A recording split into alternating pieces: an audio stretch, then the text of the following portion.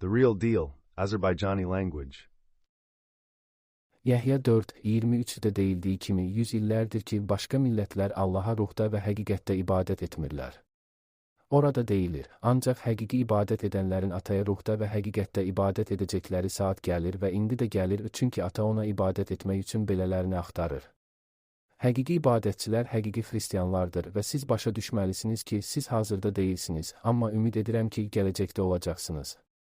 Ruhani salih mömin olan qeyri-yəhudi xristianların və müqəddəslərin başına bir faciə gəldi. Onlar fiziki salih olan digər sözdə möminlər tərəfindən öldürüldülər. 100 illər əvvəl hamı özlərini indiki kimi xristian adlandırırdılar.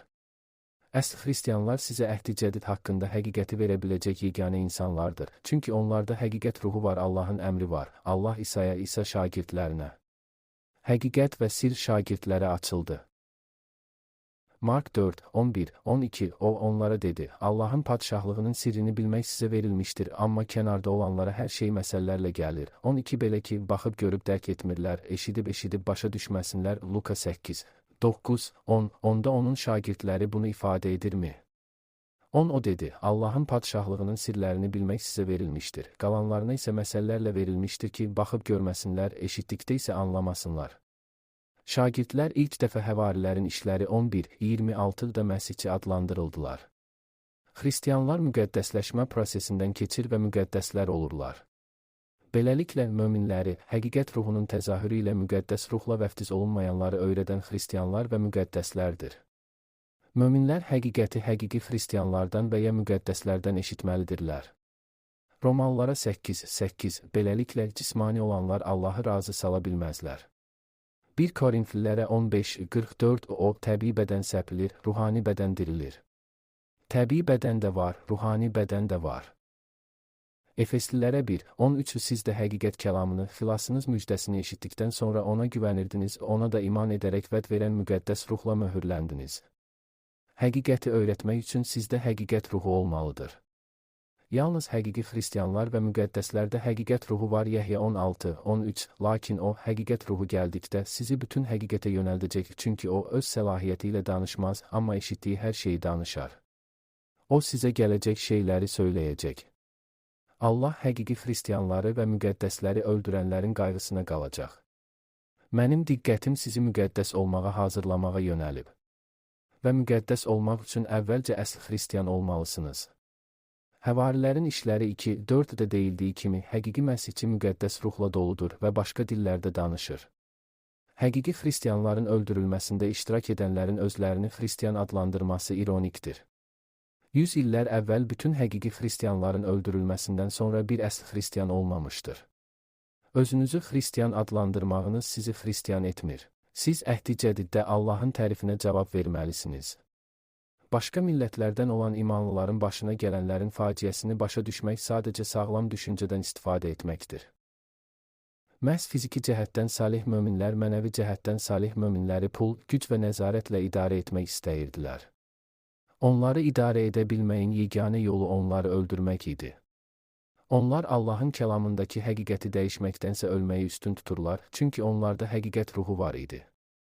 Yəhya 14:17 Dünyanın qəbul edə bilmədiyi həqiqət ruhu, çünki o nə onu görür, nə də onu tanıyır, lakin siz onu tanıyırsınız, çünki o sizinlə yaşayır və sizdə olacaqdır. Sonra möminlərə təsir edən nə oldu? Denominasyon. Hər kəs öz fikrinə əsaslanaraq denominasiyaya başlaya bilər. Buna görə də çoxları dini fikir adlandırır. Bu, biraz həqiqətə əsaslana bilər və ya heç bir həqiqətə əsaslanmaya bilər. Sual, hər hansı bir təriqətin 100 illər sonra həqiqət olmadan başladıkları halda indi həqiqəti bilmələrini necə gözləyirsiniz? Sadəcə olaraq bir təriqət mövcud olduğu üçün onun saxta hekayələrini ənənəyə çevriləcək qədər öyrətmək onu doğru etmir. Heç bir məzhəb bilmirdi ki, Matta 28:19-20 xristian tərifidir. Yoxsa Yəhya 3:5, Mark 16:18, Həvarilərin işləri 2:4 və ya hətta Yəhya 3:16 Məsihçinin nə olduğunu müəyyənləşdirir. Bu kitabların hər biri Məsihin ruhundan, Allahın ruhundan və həqiqət ruhundan bəhs edir. İnsan özünü nə qədər ağıllı hesab edirsə də, o, Allahın kəlamındakı ruhani həqiqəti dərk edə bilməyib. 1 Korinfillərə 2:14 Amma təbii insan Allahın ruhunun şeylərini qəbul etmir. Çünki bunlar onun üçün ağılsızlıqdır, nə də onları tanıya bilməz, çünki ruhən dərk edilir. Cəmaatın qarşısında dayanan, özünü xristian və icma xristianları adlandıran bir pastor və ya lider əhdi cədidi bilmir və Allahın padşahlığının nə haqqında olduğunu bilmir. Nə üçün özünüzü müqəddəs ruh tərəfindən vəftiz olunduqdan sonra xristian adlandırılan şagirdlərlə müqayisə etmirsiniz? Həvarilərin işləri 11:26 İsa onlara həqiqəti öyrətdi, onlar Məsihin ruhunu qəbul etdilər. Yəhya 20:22 Onlar müqəddəs ruh tərəfindən vəftiz olunduqda Allahın ruhunu və həqiqət ruhunu aldılar. Həvarilərin işləri 2:4 və dillərdə danışmalısınız. Mark 16:17 Həvarilərin işləri 2:4 ayəsində deyilir və onların hamısı müqəddəs ruhla doldu və ruhun onlara verdiyi kimi başqa dillərdə danışmağa başladılar. Müqəddəs ruhla dolmaq üçün sizə Məsihin ruhu, Allahın ruhu və həqiqət ruhu lazımdır. İndi sizin dillərdə danışanlarınıza həqiqət ruhunu qəbul etməzdən əvvəl həqiqət öyrədilməlidir. Xristian olduqlarını düşünən bir mömin onların bu təriqətdə doğulduğunu və bu təriqətdə öləcəklərini söylədi. Sadəcə bu təriqət 100 illərdir mövcud olduğu üçün yalançı rəvayətləri ilə ənənə halını alıb. Möminlər başa düşməlidirlər ki, cismən öldükdən sonra ruhən yaşamağa davam edirsən.